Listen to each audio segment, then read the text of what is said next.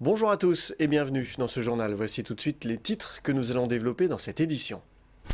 C'est l'événement sportif de l'hiver dans le Val d'Oise. Le meeting féminin d'athlétisme revient à Aubonne pour sa 6e édition.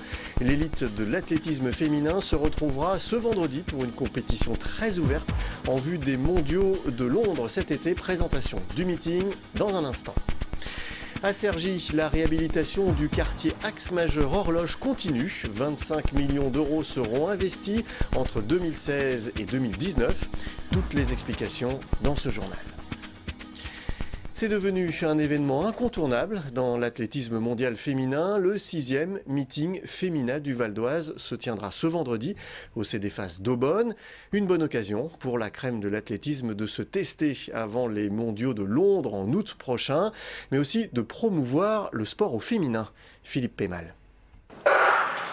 C'est reparti pour la 6e édition du meeting féminin du Val d'Oise. Le 10 février, le CDFAS d'Aubonne accueillera les meilleures athlètes mondiales pour une compétition unique et exclusivement féminine. Pour cette nouvelle édition, une nouvelle marraine, la lanceuse de poids vice-championne olympique et athlète de l'année 2016, Mélina Robert-Michon. C'est l'occasion de mettre justement en avant le sport féminin et l'athlète féminin. On a de très belles têtes d'affiche en France en ce moment et voilà, c'est l'occasion de faire connaître au public que l'athlète, c'est les hommes et aussi les femmes. Donc voilà, c'est l'occasion d'un beau coup de projecteur. Créé par le conseil départemental du Val d'Oise, cet événement attire de plus en plus d'athlètes féminines de renom. À l'origine de ce projet un peu fou, Marie-Évelyne Christin.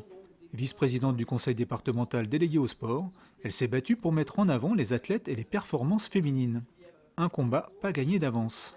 Je vous avoue qu'il y a 6 ans, quand j'ai initié le meeting féminin, j'aurais pas parié qu'il irait jusqu'à une 6e édition. Et on voit d'année en année qu'il attire de plus en plus d'athlètes internationaux, qu'en plus il est devenu médiatisé, ce qui n'était pas du tout le cas à l'époque. Donc c'est pour ça que c'est important et je pense qu'on va essayer de continuer à aller vers un meeting vraiment international. Et qui est un grand renom dans le monde de l'athlétisme.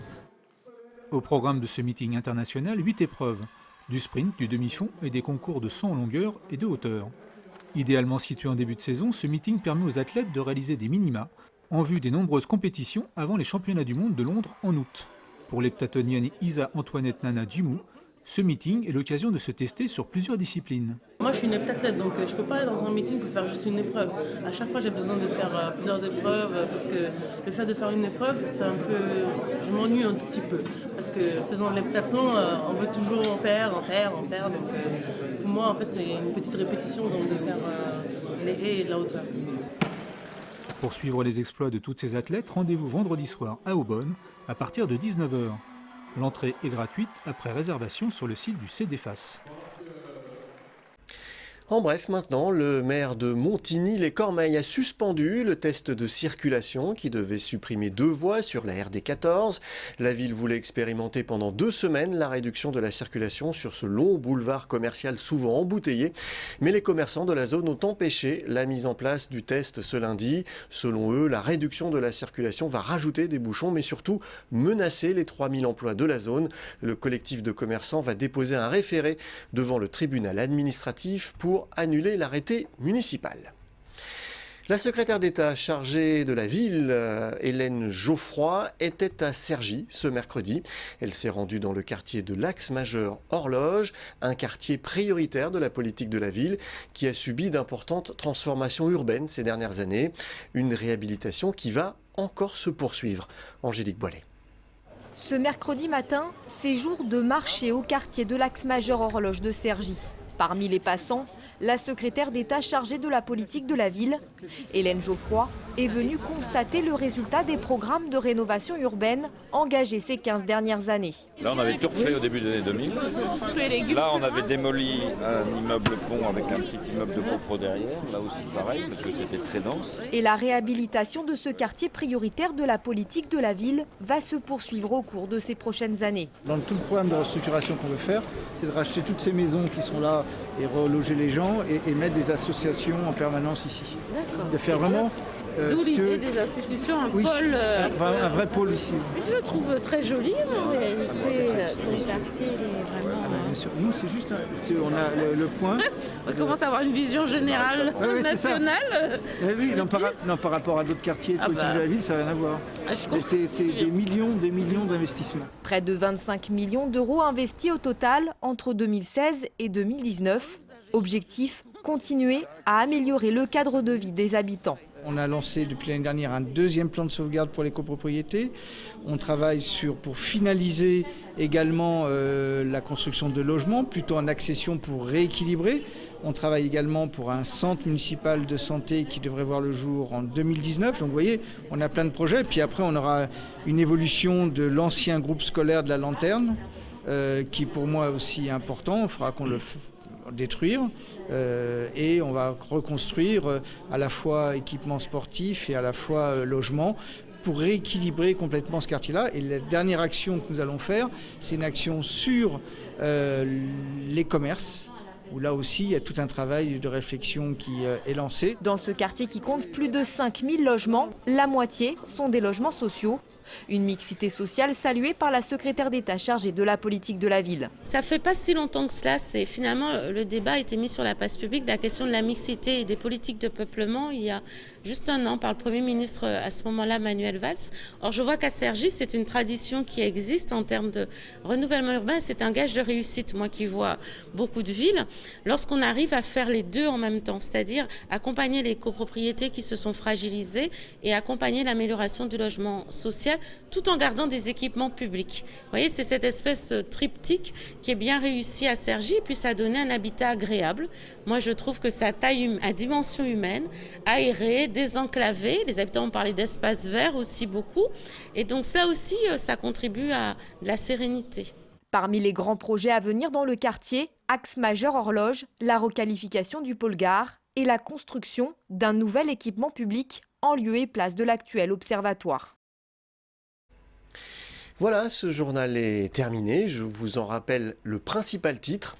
C'est l'événement sportif de l'hiver dans le Val d'Oise. Le meeting féminin d'athlétisme revient à Aubonne pour sa 6e édition. L'élite de l'athlétisme féminin se retrouvera donc ce vendredi pour une compétition très ouverte en vue des mondiaux de Londres cet été. Merci d'avoir suivi ce journal. N'oubliez pas que l'info continue sur notre site internet veonews.fr. À demain.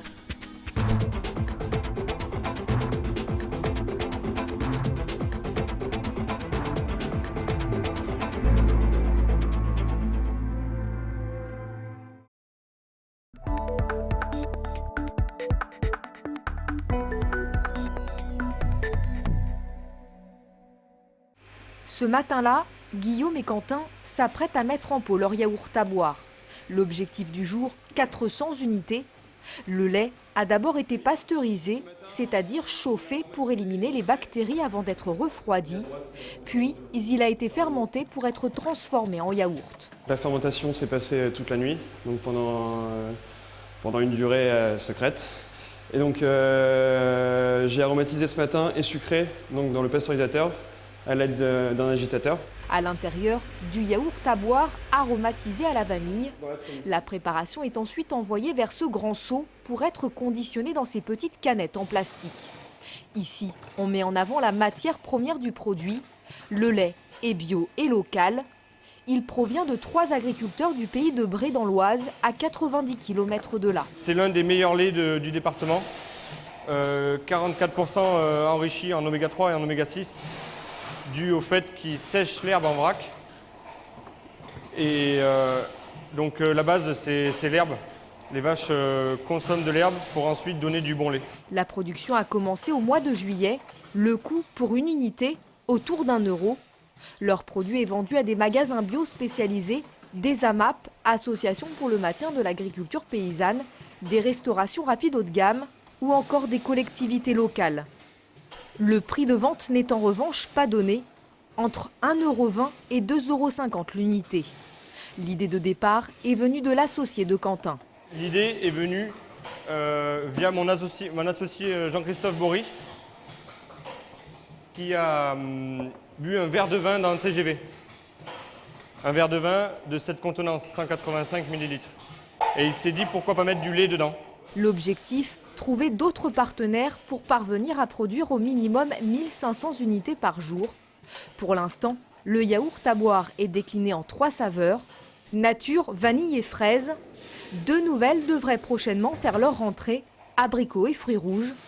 Un projet d'un autre atelier dans le sud de Paris est aussi en réflexion.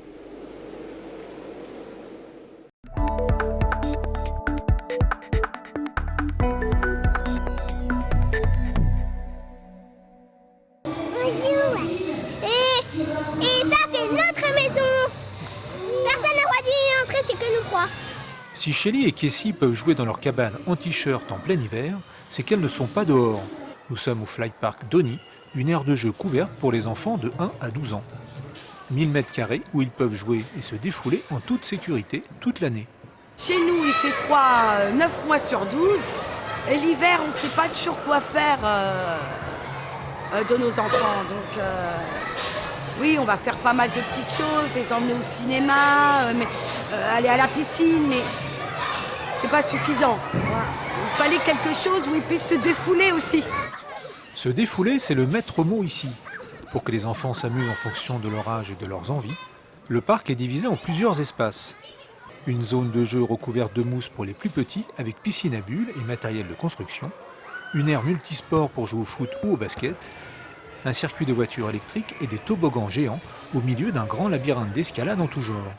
De quoi largement occuper les enfants pendant des heures pour le plus grand bonheur des parents. À la fin de la journée, ouais, c'est ce qui est agréable, c'est qu'ils sont épuisés, ils sont fatigués. Donc on n'a plus qu'à rentrer avec eux, qu'ils prennent leur douche et puis au lit, quoi. Quand on voit les autres activités, les parcs et tout ça, c'est quand même un coût. Là, c'est quand même raisonnable. Je trouve que c'est raisonnable. Les prix s'étalent de 5,50 € à 10 € pour les enfants de plus de 3 ans, sans limitation de temps. Les parents, eux, ne payent pas, comme Valérie, qui accompagne sa fille venue fêter ses 11 ans avec ses copines. Depuis son ouverture en 2010, c'est près de 4000 enfants qui ont soufflé leur bougie d'anniversaire dans ce parc. Mes amis, je les adore et c'est pour ça que je suis venue, parce que Fly Park, il y avait plein de jeux et apparemment, j'entendais que du bien de Fly Park. Voilà. Il y a de l'ambiance, il y a un gâteau d'anniversaire offert, c'est 14 € par enfant. Il y a de la grenadine et de la menthe à volonté. Après, il y a une boisson à votre choix. Le Fly Park est ouvert tous les jours, sauf le lundi pendant les vacances scolaires. Le reste de l'année, il n'est ouvert que les week-ends et les mercredis et vendredis après-midi.